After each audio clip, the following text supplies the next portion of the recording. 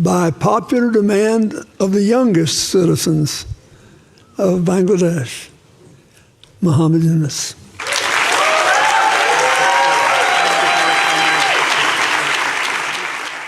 বিপ্লবের master mind হিসেবে মাহফুজকে পরিচয় করালেন ডক্টর ইউনূস।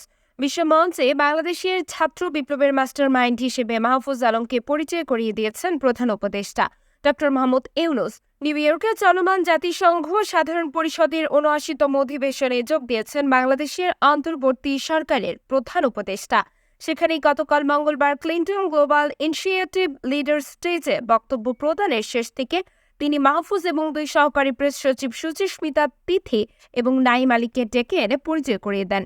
যুক্তরাষ্ট্রের সাবেক প্রেসিডেন্ট বিল ক্লিন্টনের সঞ্চালনায় এই অনুষ্ঠানে মঞ্চে ডেকেই মাহফুজকে ডক্টর ইউনূস আখ্যা দেন বিপ্লবের পেছনের কারিগর হিসেবে। বৈষম্য বিরোধী ছাত্র আন্দোলনের লিয়াজো কমিটির একজন সমন্বয়ক হচ্ছেন মাহফুজ আলম, যিনি মাহফুজ আবদুল্লাহ নামেও পরিচিত। আন্দোলনের নেপথ্য থেকে গুরুত্বপূর্ণ সিদ্ধান্ত গ্রহণে অংশ নেওয়ার জন্য তিনি আলোচিত। বর্তমানে তিনি প্রধান উপদেষ্টা ডক্টর ইউনূসের বিশেষ সহকারী। ডক্টর ইউনূস বিগত সরকার কিভাবে ছাত্র জনতার উপর গুলি চালিয়ে হত্যাকাণ্ড ঘটিয়েছে এবং সেই তাজা গুলির সামনে কিভাবে ছাত্ররা বুক পেতে দাঁড়িয়েছে সেই গল্প শোনান বিশ্ব নেতাদের। এক পর্যায়ে নতুন বাংলাদেশ নিয়ে কথা বলা শুরু করেন। বাংলাদেশের গণ অভ্যুত্থানের কথা বলার সময় তিনি দর্শকদের জানান, এখানে তাদের কয়েকজন প্রতিনিধি রয়েছেন। তিনি বলেন, তারা যেভাবে কথা বলে এরকম কথা আমি কখনো শুনিনি। তারা নতুন পৃথিবী, নতুন বাংলাদেশ গড়তে প্রস্তুত।